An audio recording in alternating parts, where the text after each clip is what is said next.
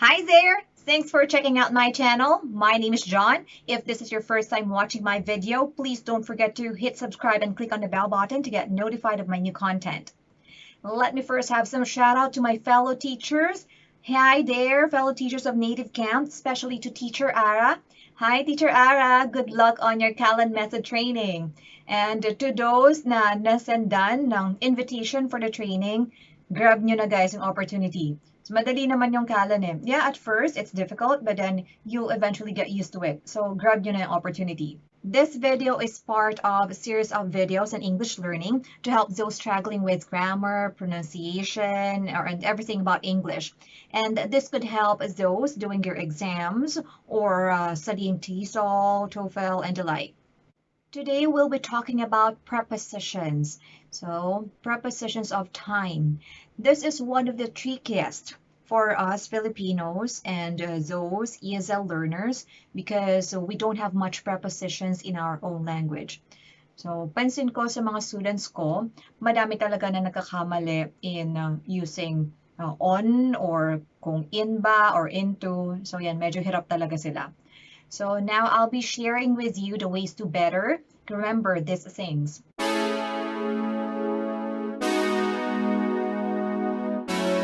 So let me first say thank you to all my English teachers, Mrs. Balatbat, Miss Mary, Mrs.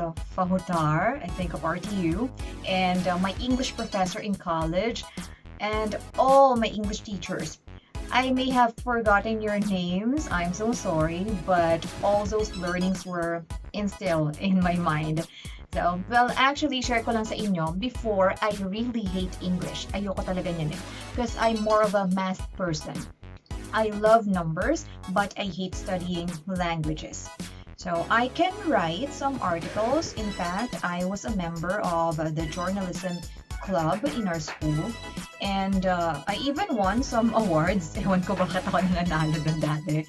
But still, I'm really not confident with my English. So, feeling ko pangit ako magsulat or pangit ako magsalita. I don't know. I'm really not that confident with English. But, well, here I am now, an English online teacher. So weird, right? Now, let's jump into our topic. Let's talk about prepositions of time. So, that's in, on, and at.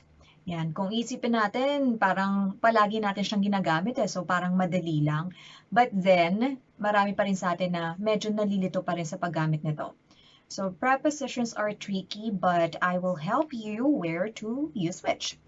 So, let's start with the preposition in. So, yan, preposition in.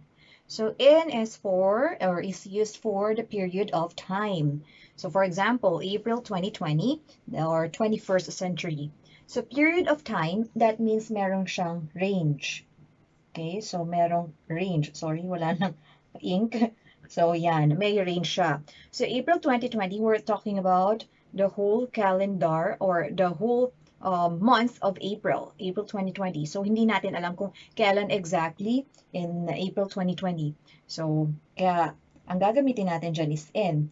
And then, 21st century, so that's consists of 100 years. So, di ba 100 years siya? So, hindi natin alam when exactly in the 21st century. That's why we have to use in kasi we're talking about the range or the period of time. There, for example, in the 21st century, technology transformed the world. Okay, so in the 21st century, so again, hindi natin alam yung exact year when in the 21st century because we're talking about the range. I'm so sorry, nawala na siya ng ink. Kasi biglaan ko lang din naisip na gumawa ng ganitong content. Well, anyway, so yan, meron nga siyang range kasi 21st century or the century is consist of 100 years. So, yeah, so we have to use in. So, if you're not sure the exact time or the exact date, it's if it's within a time range, we have to use in.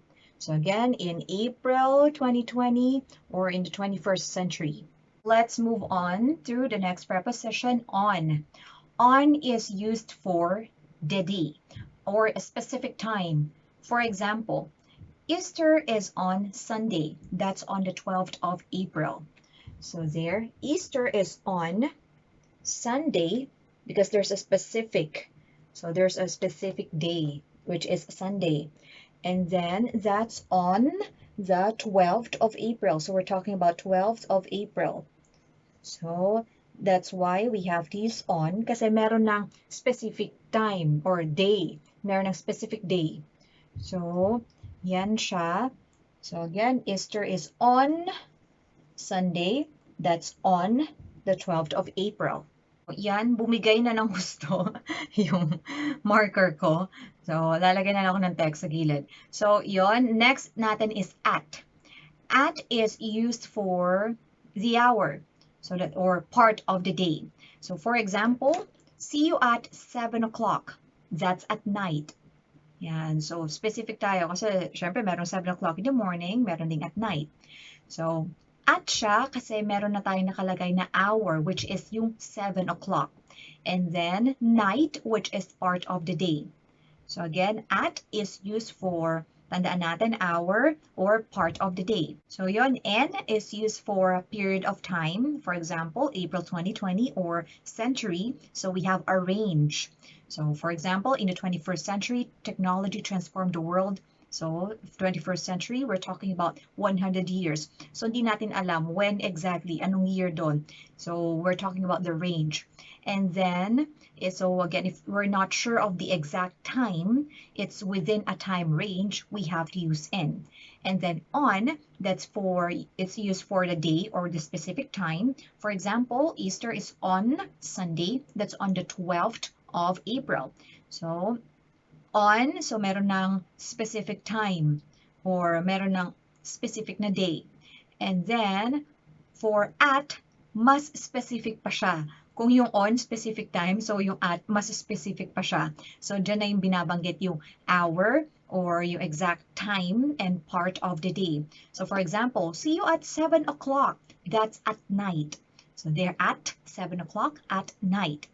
So, ganun lang siya. So, in time range, on, specific time, at, dun pa sa pinaka-specific na time. Now, I will give you an example.